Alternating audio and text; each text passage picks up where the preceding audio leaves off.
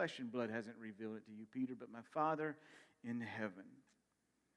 To know the will of God is to know Him. And sometimes to know Him better, God has to remove things in our life that come between He and us. So what does Jesus do when we go through seasons of sanctification? I love this because Jesus could choose to condemn us in those moments because I often fall short in those struggles. He could look at me and go, boy, don't you know better by now? But instead of condemning, He convicts. And I must not be afraid of that conviction. Because what the conviction is just simply pulling out of me and revealing to me something that He needs to deal with. And I need to allow Him to deal with in my life as only He can. It reminds me of the story of the woman caught in adultery, and they throw her down at the feet of Jesus, and every Pharisee had an intent and an intention and in purpose to really show their strength and their power and their ability and their righteousness by having stones in their hand ready to toss, ready to throw her away. Setting both her and Jesus up for this moment.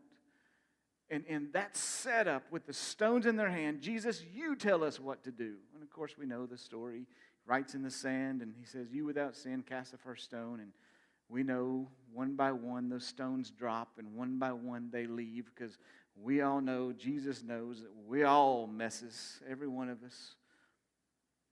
But the moral of the story is not just that we are all messes. The moral of the story is that instead of condemning this woman caught in adultery,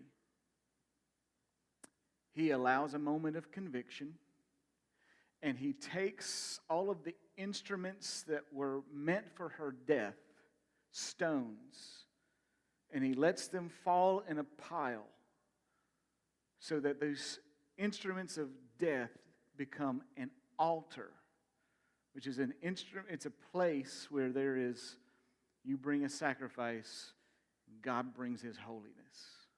So in this moment, Jesus allows every stone to pile on top of one another and say, now I don't condemn you. I want to teach you how to go and sin no more. And the only way that she can do that is by following Him. He chooses conviction over condemnation. He turns instruments of death into an altar. He turns a circumstance of struggle into an identity. And that's what our Jesus does. That's what our Jesus does. Even when we're striving, which is the last one. It's the last purpose and reason for our struggles. Sometimes we struggle. This is going to sound weird, I know. But sometimes we struggle because we choose to.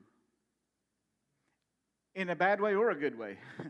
Sometimes we strive. It's called striving in the Bible. Striving is an intentional and focused struggle. To strive. Sometimes I strive to do things not in God's will, and that usually doesn't work out. So I've learned then to intentionally strive to glorify God. Intentionally strive to fight with a goal in mind, and that goal is to see the kingdom of God and the purpose of it show up in my life.